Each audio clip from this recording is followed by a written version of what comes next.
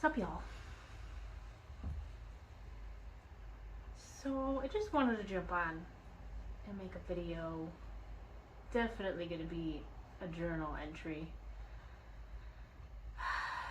It's been a little bit of a week here. So just this past Tuesday, I had the great privilege to speak to one of my idols over the phone, like a real phone conversation with one of my mental health idols. And the way it ended up turning out, the way the conversation went, ended up really shocking me. So much so that I felt afterwards that I was kind of stunned into silence a little bit. The conversation didn't go the way I expected it to at all. I kind of thought it was going to be maybe like a 30-minute conversation about like woman power and leaving what's in the past, but that wasn't what the conversation ended up like at all. But I'm pretty sure that it was kind of my fault, because I feel like I could have interjected with a lot more context, or at least began the conversation with a lot more context. So I'm wondering if, the advice he gave me would have been different if I'd provided more context. So that's kind of what this video is going to be about. I'm kind of keeping it in the back of my head that maybe I'll send this video over to them, over there to the Ramsey studio, to see if maybe they would at least view it, and maybe get a little more context, just to see if their advice would be the same. Because I think like probably the first part of the conversation, I feel like it kind of went off the rails pretty quickly, because I didn't expect to talk so much about my actual divorce. Like, I kind of thought the divorce thing would be like out of the conversation really fast. Like, I thought like immediately he'd be like, you guys are divorced, just let it go. But that actually ended up being the main topic of the conversation,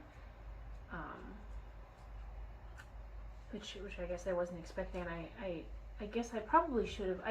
I had a couple days to come up with my questions, because I was on the schedule for the phone call. I had a few days ahead of time to plan, so I thought I planned a pretty good question about, regretting my divorce. But what I actually think I should have asked, or what I at least should have mentioned, is that I thought that I was in a regret phase. Like, I didn't think the conversation was going to be too much about my divorce, but I guess that was probably my mistake. I guess I probably posed the question wrong. And then one of the first things I thought I might be able to elaborate on is, my family all passing away. Because, at the beginning I laid a little context for my mom and brother passing away from substance abuse and mental disorder. But I didn't follow that context up with the fact that my mom was, had a master's degree in special education and had a bunch of tragedies in her life, and that my brother was a frontline Marine war hero in the Iraq War. So a lot of his issues are PTSD related.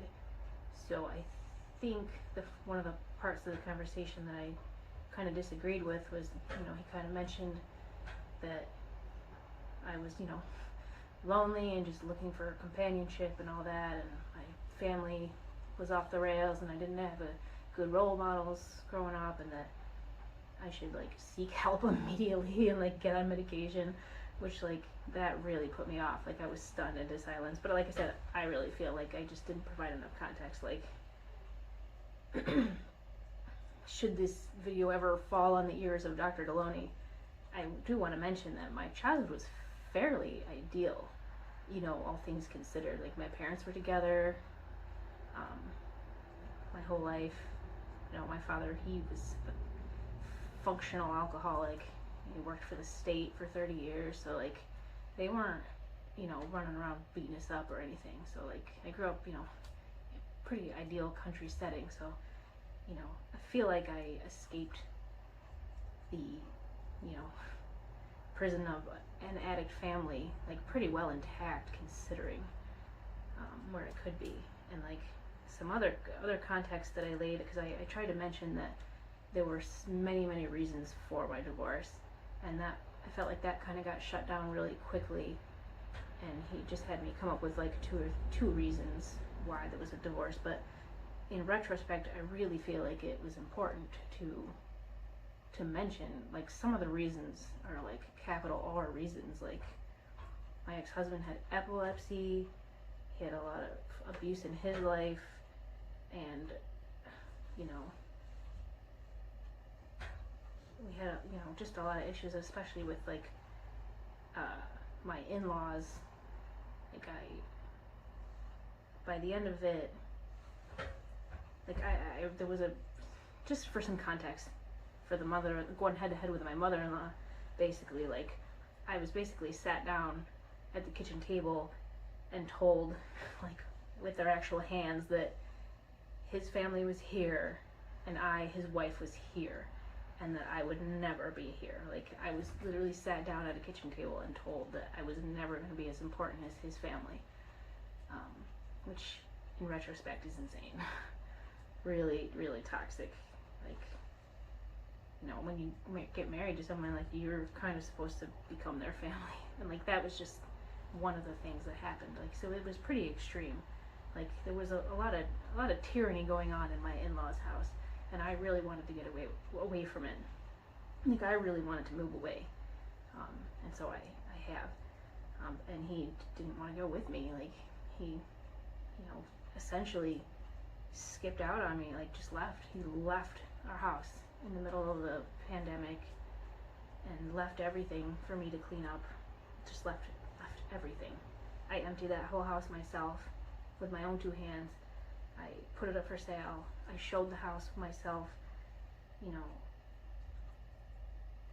there's just a lot of things I did disagree with. I feel like there were, you know, a lot of reasons. There was a DUI in our marriage, like, towards the end, and, like, between the epilepsy and the DUI, like, I was basically driving, you know, doing so much, like 90% of everything, really.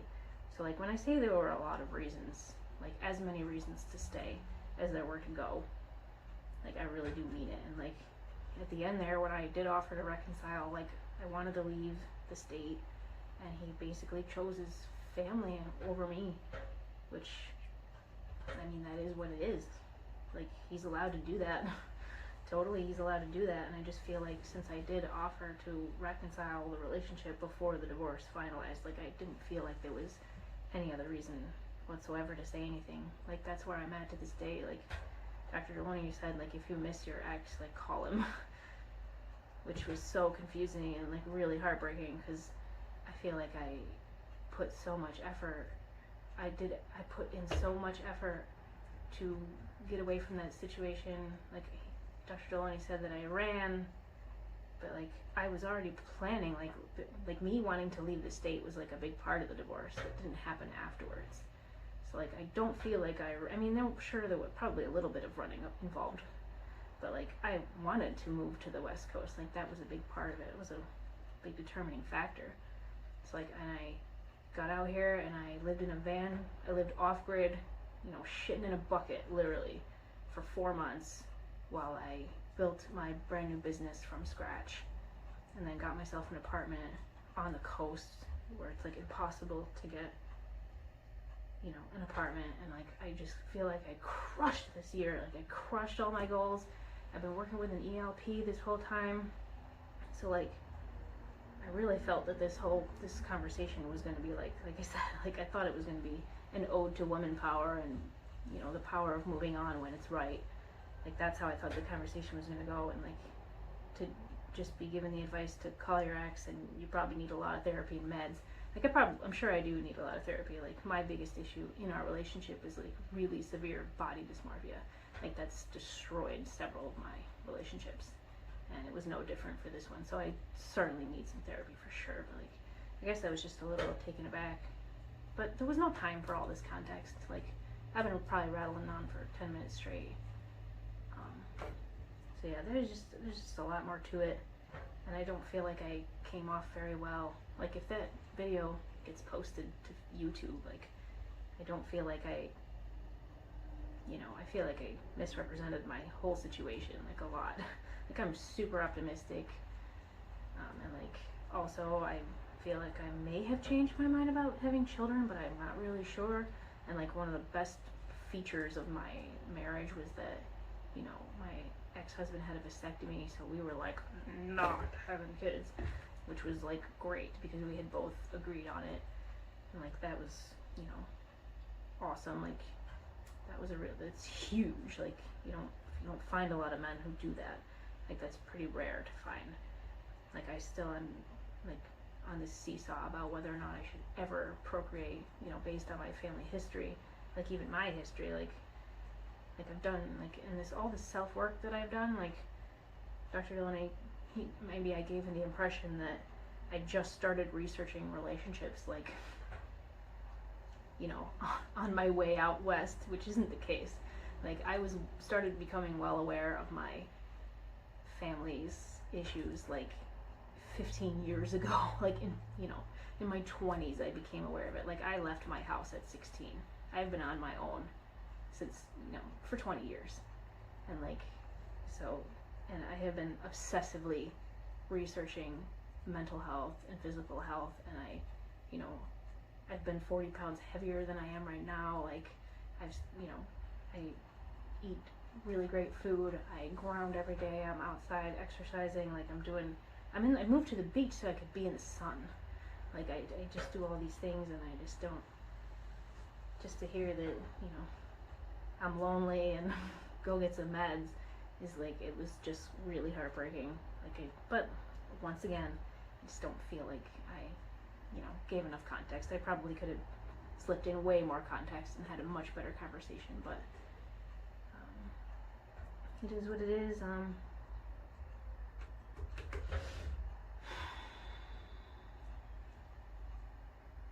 Yeah, I'm still, like, you know, at the end of that conversation where he said, if you miss your ex, give him a call, and, like, I'm stuck there. Like, I just don't feel that it would be appropriate for me to do so. Like,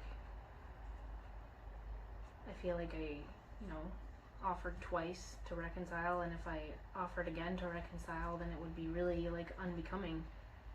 I feel like I've worked really hard on myself and on my finances, and I feel like I'm crushing it, and I feel like maybe I do deserve a little bit better than that.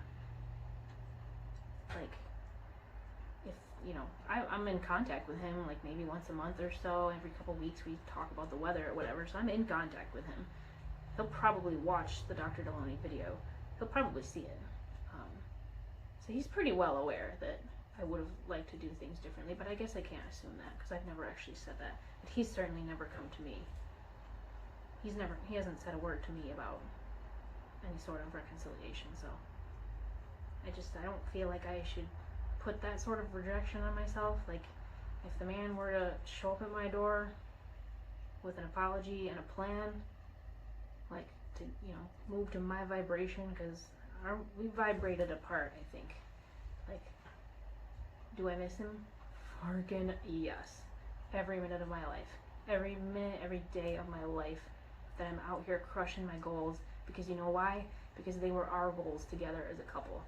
Like, maybe not the moving, but, like, living in the van and being successful in business and getting our finances together. Like, those were all goals of ours together.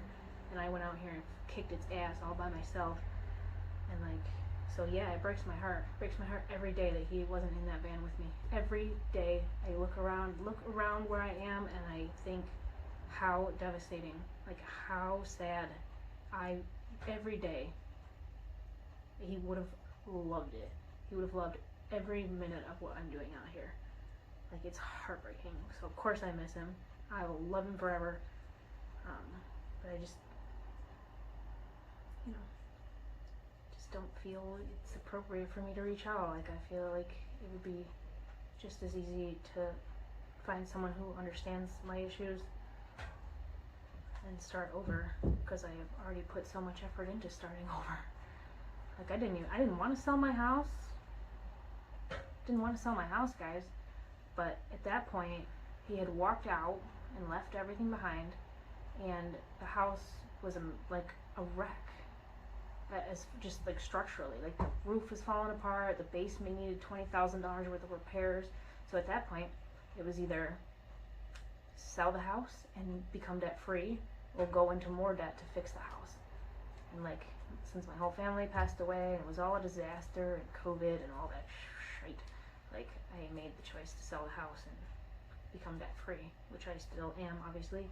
And you know, I'm in the middle of baby step 3. I had to use most of my baby step 3 just to get out here and restart everything, but I'm kind of killing it out here, and I'm really proud of myself and happy with the way things are going, and really optimistic. So yeah, I've just been like kind of stewing about that conversation. Like, it was really confusing and really heartbreaking. That's all I can really say. Maybe that's dramatic, but you know, for the context I gave him, I'm sure that was proper advice. But I will say that it's really been gnawing at me, and I'm much more confused now than I was before I called. So maybe I'll send this in, and maybe he'll have another conversation with me. So that's all I can think of. That's about the gist of it. That's a lot more context. So yeah, thanks again, Dr. Loney and Kelly and everyone in the team and Dave, and yeah, you guys are a huge influence on me. I watch so every day. I wake up with you guys. I owe you guys a lot, and I appreciate you taking my call. And yeah, maybe I'll give you a call if I ever have kids one day. Thanks.